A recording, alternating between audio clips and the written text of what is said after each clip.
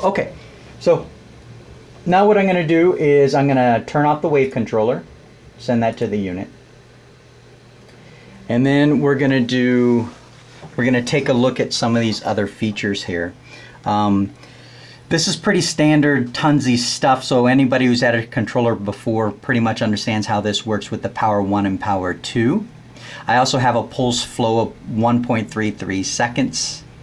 You can change that to make it longer or shorter. In fact, you can even go down to 0.3. This is the feature I really like. You can go all the way down to 0.3 seconds, and then if you take your power and you turn it to 0 over 100, on socket 2, power 0 over 100, you're now simulating the wave controller function with socket 1 and 2. So you can actually have wave control options in sockets 1 through 4.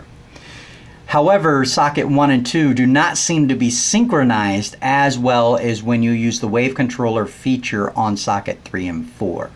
They're close, but just not quite right. When I explored this, one of the options is like, hey, well, if I can't get night mode with socket 3 and 4, maybe I can hook up this 100 over 0 power, simulate the wave control action on socket 1 and 2, and then get a true night mode. However, as I mentioned before, when you go to night mode, power 1, whatever's in there, is what the pump will run at.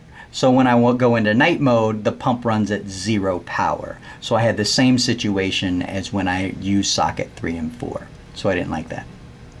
Okay, so let's take a look at the sensor over here. This is the sensor right here. That's the little sensor, and then this is the LED that lights up.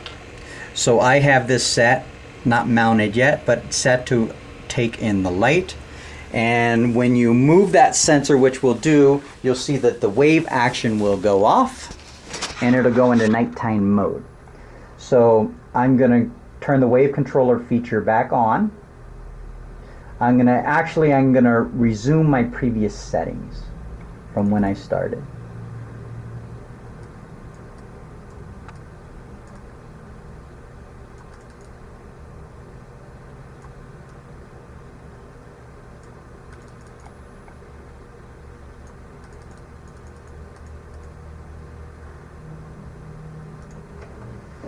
Okay, so I'm gonna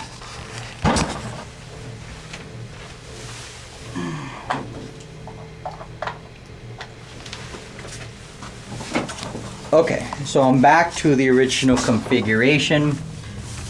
As you can see on the controller, I'm back into socket 1 and socket 4. That's the USB cable. And on my pumps, I'm gonna go back to 12 volt here. And I think I was on 18 volts here.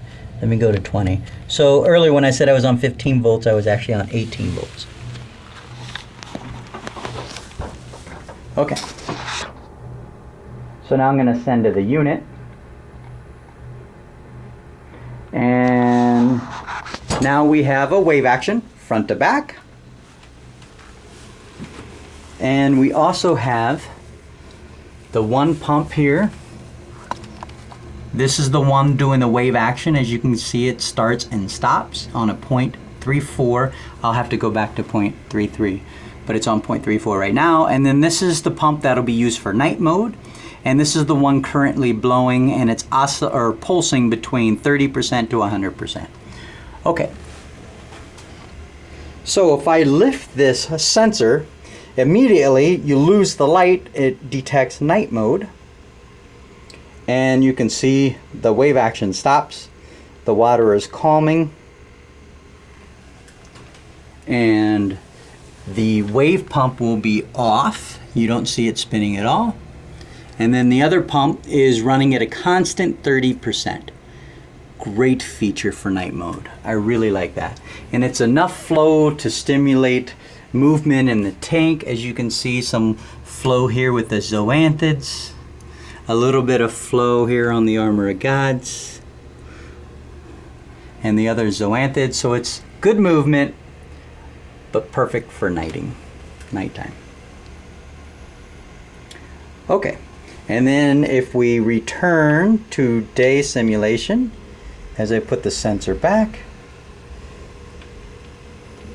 the light should sense, there it goes, and we return to wave action. Very simple, very effective, works well. I like that feature. The thing I do not like is Tunze actually hardwired this night mode sensor in, and I had a discussion with Roger about it, and it was because they had a regular connection and there were some issues with salt creep affecting that, so they decided to hardwire it. However, in this case, that makes it not a totally portable unit. I actually run this wire through this conduit, so each time I was to disconnect the pump and take it home to reprogram, I won't be able to do it that easily. I have to pull that whole cable out, and that's a problem for me. But Roger said that there's a small little connector inside. You can open the controller up, disconnect it, and then take it home. So that would be nice not to unroute that cable. Okay, so I think this pretty much does it. I want to turn back to this screenshot here and show you one other feature, which is the moonlight. And just to show you again, it's a small LED. It's not very bright, but it is a white light, so I wanted you to see that. So we go back to the tank. Right now we have wave action. We're in day mode. I'm gonna take the light out. It's gonna go into night mode. And of course, because we're on video, the LED did not light up. Oh, that might be because I didn't hit send. All right, send a unit. Now, magically, we have white light. Okay, very good. You put that back under, and you should sense the light. Waves return, LED goes back off. I did try using that with the aqua illumination lunar lights completely off, and I could barely see any light in there. Again, when I tried it, the room wasn't totally dark, so you may get a little light, but it isn't enough. And I would certainly suggest, if you have a lunar system, use that in lieu of this one. Okay, that concludes the demonstration of the Tunze 7096. I'm very pleased to have it. It's a wonderful unit. It's nice and friendly. Once you make all the settings, you disconnect that USB cable, and then that device holds the program in place. It doesn't require any power at all. All the power is coming through the Tunze power supply through these DIN cables. Those two black DIN cables. That's how the unit receives power. Okay, thank you very much. And that is a conclusion to Tunze 7096 and the Artsy Cube.